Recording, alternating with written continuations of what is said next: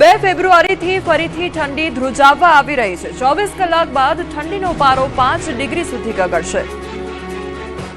ગુજરાતમાં 2 દિવસથી લોકોને ઠંડીથી રાહત મળી છે। ભર શિયાળે કહેર મચાવવા માવઠું પહોંચી ગયું છે, જેથી હાલ મોટાભાગના વિસ્તારમાં તાપમાનનો પારો 2 થી 5 ડિગ્રી સુધી ઘટી ગયો છે, એટલે મિશ્ર ઋતુનો અનુભવ થઈ રહ્યો છે। રાત્રે અને વહેલી સવારે ઠંડી અને સવારથી સાંજ સુધી ગરમીનો અહેસાસ થઈ રહ્યો છે, જેની વચ્ચે 24 કલાક બાદ એટલે કે 2 ફેબ્રુઆરીથી ફરી કાતિલ ઠંડી પડશે। હવામાન વિભાગે આગાહી કરી છે કે 24 કલાક બાદ તાપમાનમાં થશે ઘટાડો, 3 થી 5 ડિગ્રી પારો ઘટશે। આ ઘટાડાને કારણે સમગ્ર રાજ્યમાં ઠંડીનું જોર ફરી એકવાર વધશે। હાલ ઉત્તર પૂર્વના પવન ફૂંકાવાને કારણે ગુજરાત જાહેર સેવા આયોગ જીપીએસસી દ્વારા રાજ્યના વિવિધ વિભાગોમાં વર્ગ 1 અને વર્ગ 2 ની કુલ 23 સંવર્ગની 279 જગ્યાઓ માટે ભરતી પ્રક્રિયા શરૂ કરવામાં આવી છે। આ અંગે જીપીએસસીના સેક્રેટરી સુધીર પટેલે માહિતી આપી હતી।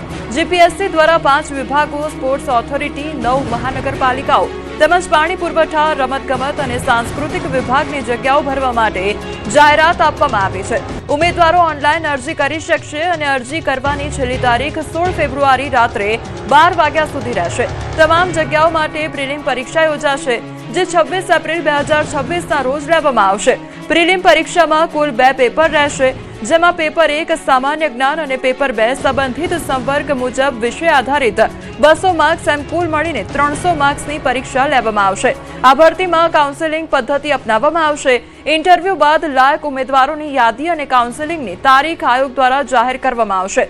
ખાસ કરીને 9 મહાનગરપાલિકાની 13 પોસ્ટ સહિત કુલ 202 જગ્યાઓ માટે કાઉન્સેલિંગ પ્રક્રિયા અમલમાં આવશે।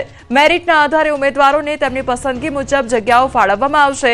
તો મેરિટમાં પ્રથમ ક્રમે આવનાર ઉમેદવારને 9 મહાનગરપાલિકામાંથી પોતાની પસંદગી કરવાની તક મળશે, જ્યારે અંતિમ ક્રમના ઉમેદવારને મેરિટના આધારે બાકી રહેલી જગ્યાઓ ફાળવાશે। આ ભરતીમાં વન ટાઈમ રજીસ્ટ્રેશન ફરજિયાત કરવામાં આવ્યું છે।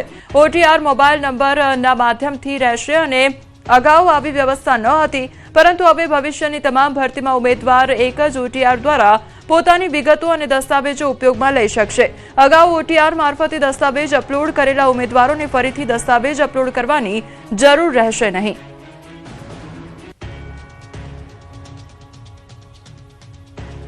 તમામ 9 મહાનગરપાલિકાઓની જગ્યાઓ, પછી ગુજરાત પાણી પુરવઠા અને ગટર વ્યવસ્થા બોર્ડ, પછી ગુજરાત હાઉસિંગ બોર્ડ અને છેલ્લું રમતગમત, યુવા સાંસ્કૃતિક બાબતોનો વિભાગ।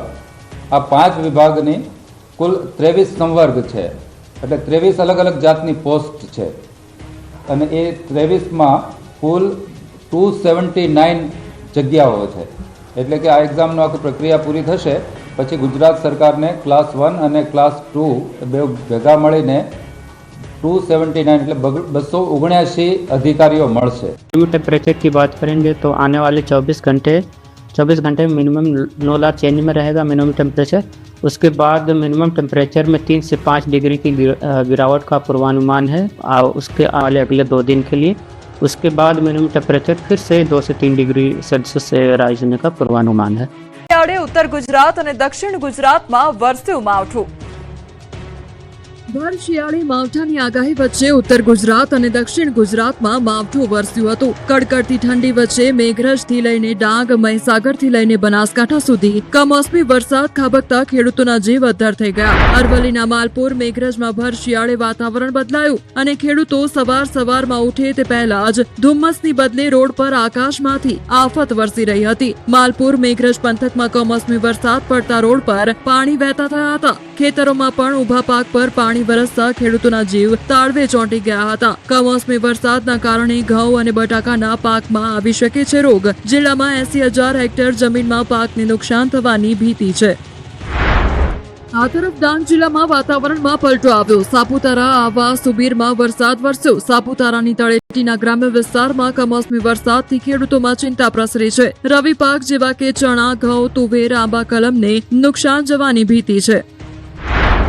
તો મહીસાગર જિલ્લામાં વહેલી સવારથી જ વાદળછાયું વાતાવરણ જોવા મળ્યું। આકાશમાં વરસાદી વાદળ છવાતા કમોસમી વરસાદની ભીતિ સેવાઈ રહી છે। એકાએક વાદળછાયું વાતાવરણ અને વરસાદી માહોલ છવાતા ખેડૂતોના પાકને નુકસાનની ભીતિ।